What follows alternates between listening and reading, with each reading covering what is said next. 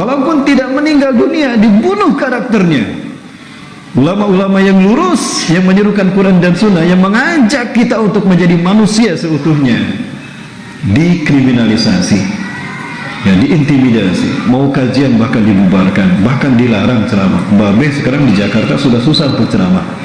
Konon saya dengar beliau sudah dilarang untuk mengisi kajian di lembaga-lembaga, di kantor-kantor.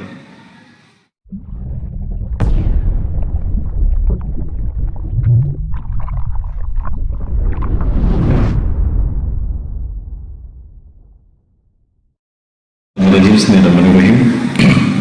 Alhamdulillahirabbil alamin. Alladzi arsala Muhammadan bidinin qawim wa siratal mustaqim. Man ittaba'a najala man hada malak.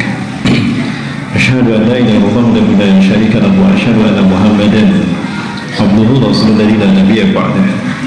Ma syaa Allahu kana wa ma lam yasha' lam yakun. Wa la haula wa la quwwata illa billah. Qala Allah Ta'ala fi kitabil karim wa bi qawli yatadil muhtadun. A'udzu billahi samil alim minasyaitonir syaitanir rajim min hamzihi wa nafthihi wa nafthihi. Ya ayyuhalladzina amanu taqullaha haqqa tuqatih wa la tamutunna illa wa antum muslimun. Wa qala fi ayatil ukhra wa tazawwadu fa inna khayra zadi taqwa wa takunu ya ulil albab. Wa qala Rasulullah sallallahu alaihi wasallam bahwa sadiqul amin. Badiru bil a'mali shalihat fasatakunu fitan ka qita'il lailal muslim yusbihu rajulun mu'minan wa yumsi kafiran wa yumsi mu'minan wa yusbihu kafiran yabi'u dinahu bi aradin min ad-dunya al-mutamassiku yawma idin bid-dini kal-qawbidi alal jamri al-hadis wa maqal sadaqallahu lazim wa sadaqa rasul karim wa ladaka min syahidin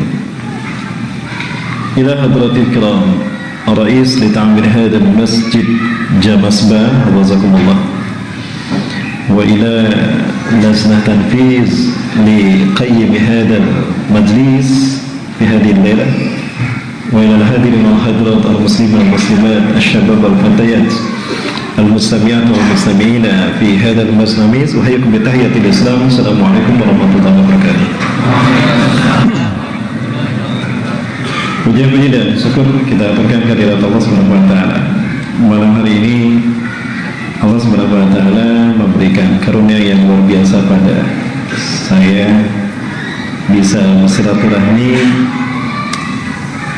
dalam kajian malam di Masjid Jamasba ini, yang mana ini merupakan sebuah karunia bagi saya pribadi. Allah takdirkan saya bisa mengaji di Bantul, dan Bantul ini sejarah bagi saya ketika saya membawa keluarga saya ke Yogyakarta. Sholat subuh pertama di Bantul ketika saya waktu itu membawa liburan keluarga pas di hari raya Idul Fitri 3 tahun yang lalu. Rencananya pengen ke Laut Parangkritis waktu itu, sholat subuh di Masjid Bantul sebelah sana kalau tidak salah, sebelum yang di sini. Nah, cuma qadarullah nggak pernah bisa nyampe ke Parangkritis, ya, sampai bablas ke Klaten, Bapak Ibu. Bablas ke Klaten, nyampainya cuma ke Borobudur saya itu. Padahal rencananya mau bawa biar putra putri saya tahu seperti apa Parangkritis yang terkenal sejak ibunya dulu SMA, istri saya SMA. Bilang Parangkritis itu dulu tujuan ketika karya wisata ke Jogja selain Borobudur dan yang lain. Ternyata kami belum ditakdirkan sampai ke Parangkritis membawa keluarga, sampainya ke Klaten. Akhirnya balik lagi hingga pada akhirnya lautnya Laut Cilacap, Nusa Kambangan malah yang kami kunjungi. Tapi alhamdulillah setelah itu saya bisa tahu Parangkritis itu tidak bersama keluarga saya. Nah, teringat waktu itu sholat subuh itu nyampe berhenti transit di Jogja itu adalah di Bantul. Hari ini Allah takdirkan saya bisa silaturahmi dengan jamaah pengajian Jamasba di Bantul ini. Jadi ini merupakan sebuah kenikmatan bagi saya pribadi, maka saya bersyukur pada Allah dengan sebaik-baik syukur padanya. Salawat dan salam saya limpahkan kepada Rasulullah dan Rasulullah Muhammad SAW, Nabi dan Rasul yang diutus ke tengah-tengah kita, yang kehadirannya menjadi isyarat kalau memang kita berada di akhir zaman. Ya, Ya, sampai-sampai Rasulullah SAW menegaskan bu'istu ana wasah kahatain. Jarak diutusnya aku dengan kejadian kiamat seperti telunjuk dan jari tengah. Rasulullah mengisyaratkan beliau diutus dengan kejadian kiamat seperti telunjuk dan jari tengah. Ini 14 abad yang lalu. Ya, Rasulullah SAW menyebutkan 14 abad yang lalu seperti ini. Nah, hari ini kita mau bilang apa? Antara kita dengan kiamat, saya melipat jari tengah saya. Waspadalah. Ya, tadi kita bahas dua ini ya, bahwa kita bukan lagi dekat dengan hari kiamat. Besok kita berada di pintu gerbang kiamat. Apa yang membuat saya yakin kita berada di pintu gerbang kiamat? Setidaknya ada dua hadis yang pernah saya baca berbicara bahwa kita berada di pintu gerbang kiamat. Yang pertama, Rasulullah mengatakan, baina yaday sa'ah, di pintu gerbang kiamat sinina khawadi'atan, akan muncul tahun-tahun penuh dengan tipu daya dan tipu muslihat. Jika tahun-tahun kita rasakan penuh dengan tipu daya dan tipu muslihat, maka yakini kita berada di pintu gerbang kiamat. Sudah terasa belum Bapak Ibu? Sudah terasa ya? Subhanallah. Nah, indikatornya ada 3. Yang pertama, yukadzabu fil shadiq, orang-orang yang berkata jujur dibohongi, yang berkata benar didustakan. Yang kedua, ketika yang benar dibohongi, yang jujur didustakan, wa yukadzabu wa yusaddaqu fil kadhib, para pendusta dibenarkan. Dan yang ketiga, setelah para pendusta dibenarkan, maka fayu'tamanu fihal kha'in, para pengkhianat satu kaum, pada pengkhianat satu bangsa, diangkat menjadi penguasa dan pemimpin. Dari 3 hal tadi, mana yang belum terjadi? Sudah terjadi semua? Ya, di mana terjadinya? Di negeri entah berantah sana, di Mesir atau di Afrika. Ya. Kalau 3-tiganya sudah terjadi, berarti kita berada di pintu gerbang kiamat. Subhanallah. Sementara Bapak Ibu, ini khawatir ibu-ibu yang belakang kasihan begini, nanti lehernya pegal ya. Kalau saya berdiri tidak apa-apa Bapak Ibu. Boleh berdiri ya? Boleh. Baik. Ya, berdiri misalnya. Oh iya, ada ini ya, saya lupa ya. Berarti berdiri nggak boleh jauh-jauh di sini aja. Ya. Baik. Ya. Itu hadis yang pertama. Nah, hadis yang kedua, kalau tadi skalanya tahun, sekarang skalanya hari, sama Rasulullah dipersempit. Baina yaday sa'ah, di pintu gerbang kiamat, la ayyamun, akan muncul hari demi hari.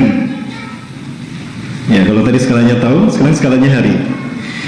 Jika hari-hari kita diisi oleh 3 hal ini, itu pertanda kita berada di pintu gerbang kiamat. Yang pertama, yurfa'u fiha al-ilmu, diangkatnya ilmu dari muka bumi. Yang kedua, wa yanzilu fiha al-jahlu, kejahilian turun di mana-mana.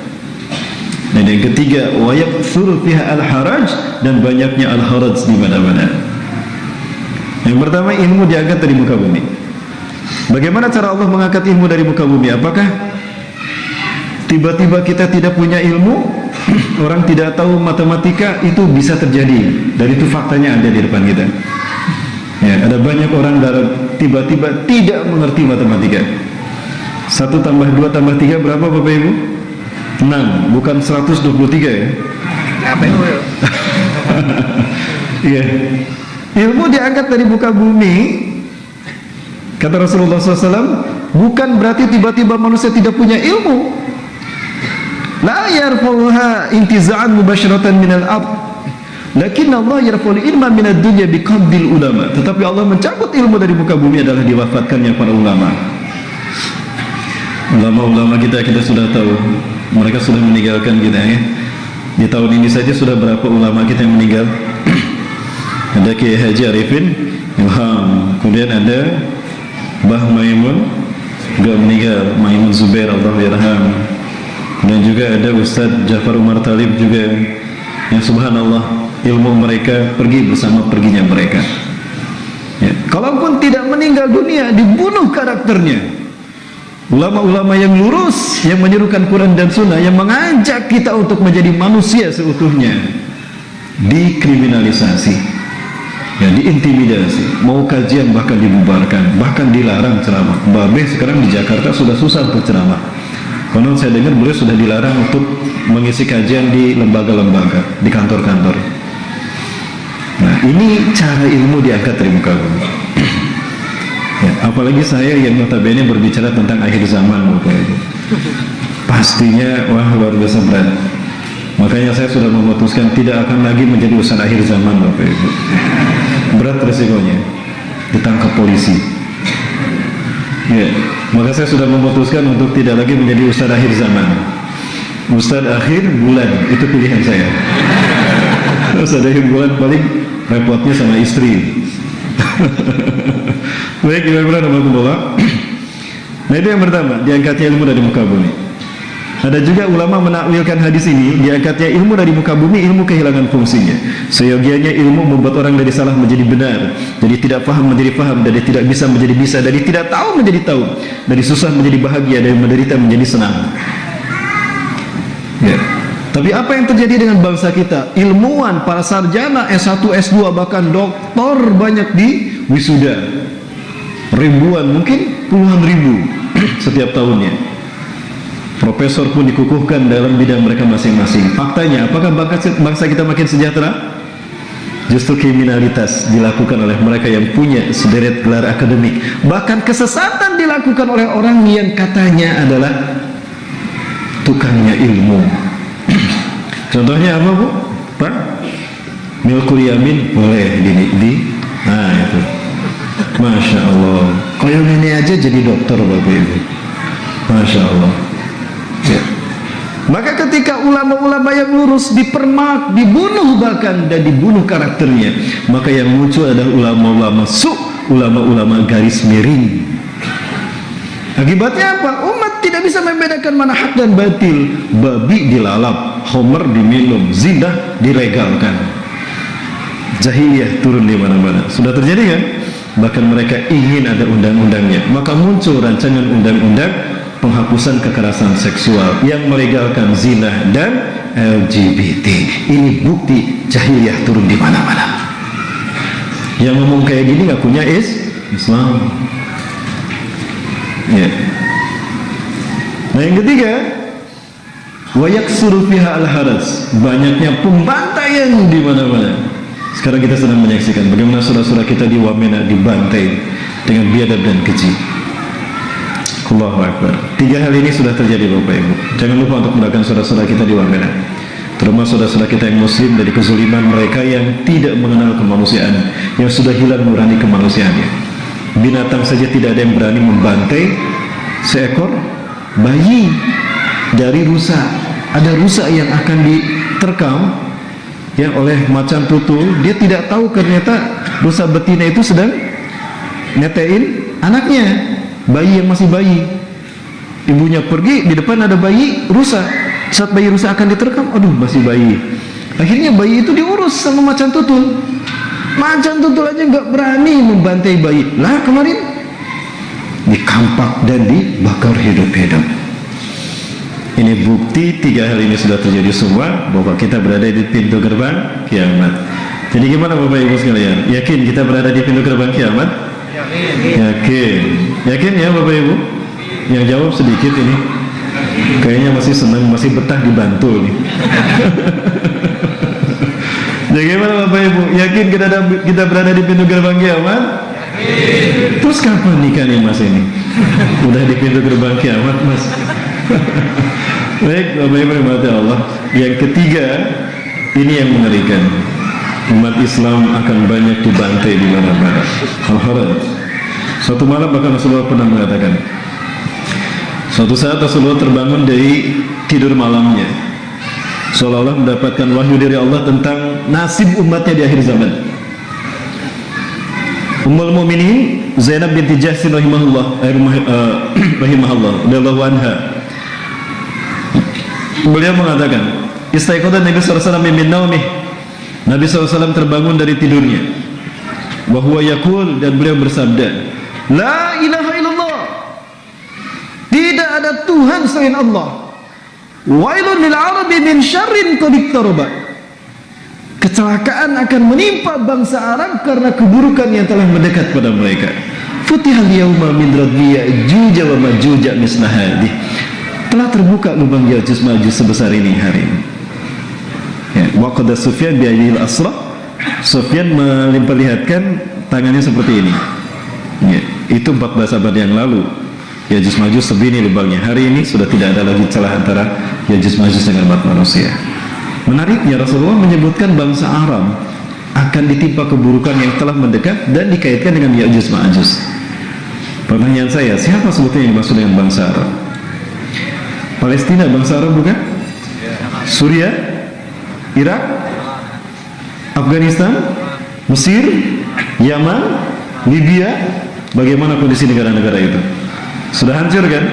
Hancur betul. Ini pertanda bangsa Arab sudah berada dalam keburukan yang disebutkan.